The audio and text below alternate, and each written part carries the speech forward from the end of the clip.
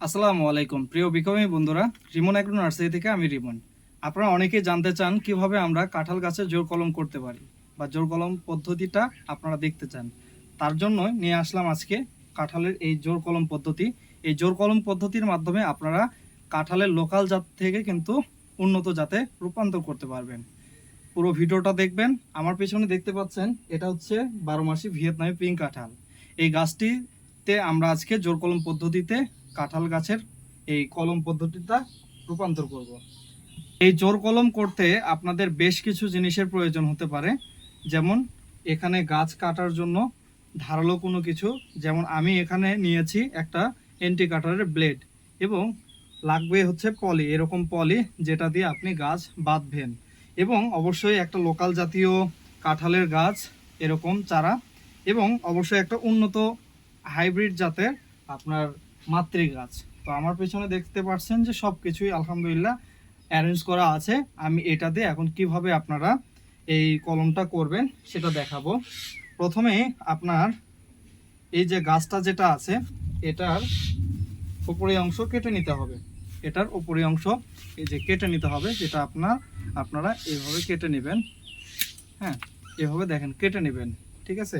নেওয়ার পরে আপনারা করবেন কি, এই যে ধারালো যে ব্লেডটা আছে এই ধারালো ব্লেডটা দিয়ে সুন্দর করে দু সাইড থেকে আপনারা কেটে নেবেন। এ পাশে একবার দেখেন, এ পাশে একটা, এ পাশে থেকে একবার, হ্যাঁ, সুন্দর করে কেটে নেবেন। আমি নিচ্ছি, দেখেন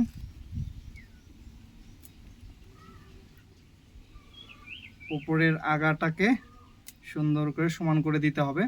এবার আপনারা কাছে থেকে দেখেন, এই যে এইভাবে সুন্দর করে কেটে নিতে হবে।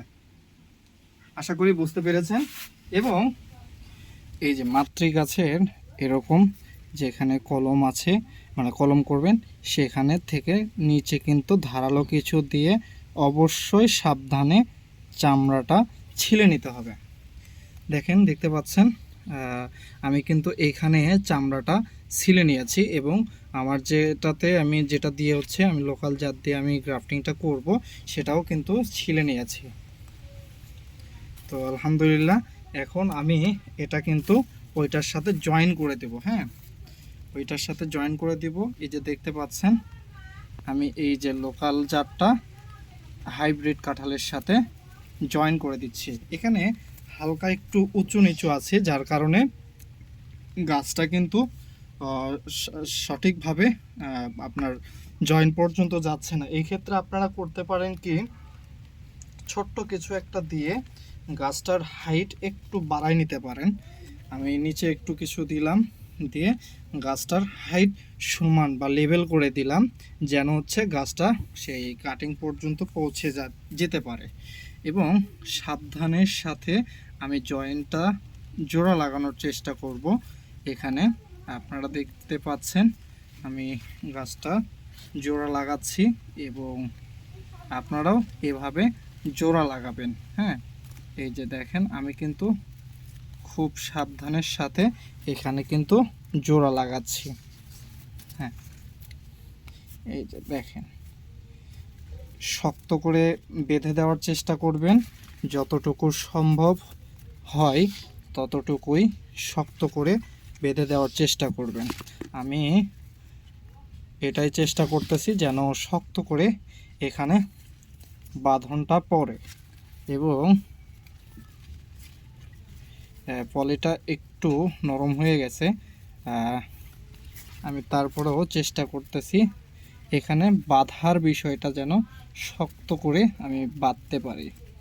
হ্যাঁ, আমি এখানে আরও একটু পলি দিব, যেহেতু আমার এটা হালকা পলি, যার কারণে আমি এখানে আরও একটা পলি নিচ্ছি, নিয়ে এখানে একেবারে জয়েন্টটা যেন সুন্দরভাবে হয়ে যায়, আমি কিন্তু সেই কাজটাই এখানে করছি। এখানে দেখতে পাচ্ছেন আমি কিন্তু খুবই শক্ত করে বাঁধার চেষ্টা করতেছি এবং বেঁধে ফেলেছি। এই যে বেঁধে ফেলেছি, এখন আমি একটু নিচ দিয়ে বাঁধবো, যেন ভিতরে বাতাস চলাচলটা না করতে পারে, ভিতরে যেন বাতাস চলাচল না করতে পারে। আমি নিচ দিয়েও কিন্তু একটা বাঁধন দিলাম, এটাতে ভিতরের গ্রাফটিংটা ভালোভাবে জয়েন খাওয়ার জন্য উপযুক্ত পরিবেশ পাবে। এই যে এখন এখানে আমি জয়েন্টটা পলি বেঁধে দিলাম অ্যান্ড কাজ শেষ। আমাদের জোড়া কলম এখানে হয়ে গেল। আপনাদেরকে দেখেন, আমি কিন্তু এখানে একটা লোকাল জাত, উন্নত জাতের সাথে বাঁধলাম এবং আশা করা যায় 2 মাস পরে এখান থেকে আমরা এই নতুন চারাটা তুলতে পারবো। বন্ধুরা, ভিডিওতে জোড়া কলম পদ্ধতিটা দেখানোর চেষ্টা করেছি।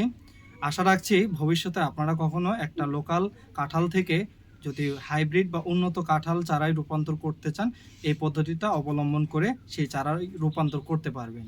ভিডিওটা ভালো লাগলে অবশ্যই আমাদের পাশে থাকবেন। ফেসবুক অথবা ইউটিউব থেকে দেখে থাকলে অবশ্যই ফলো এবং সাবস্ক্রাইবটা করে দেবেন এবং আপনার যে মন্তব্য এটা জানাবেন কমেন্ট সেকশনে। পরবর্তীতে অন্য কোনো গাছের ভিডিও নিয়ে আসছি। দেখা হবে। আসসালামু আলাইকুম।